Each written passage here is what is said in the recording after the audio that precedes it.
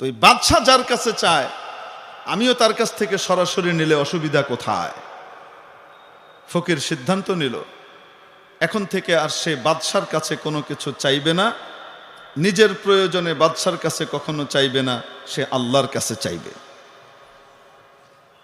মনে রাখবেন, নিজের প্রয়োজনে কারো কাছে হাত পাতা এটা ইসলামে নিন্দিত, আর দ্বীনের প্রয়োজনে, ইসলামের প্রয়োজনে কারো কাছে হাত পাতা এটা ইসলামে নন্দিত।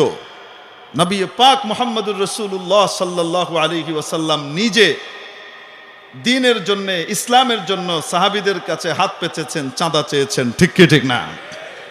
অতএব আমার ঘটনার ফাঁক থেকে আবার কেউ এই ঘটনা দিয়ে দলিল দিয়ে দিয়েন না যে এই যে হুজুররা চাঁদা চাওয়ার জন্য আমাদের কাছে আসেন, মসজিদের সভাপতি দাঁড়িয়ে মুসল্লিদের কাছে হাত পাতেন, এটি তো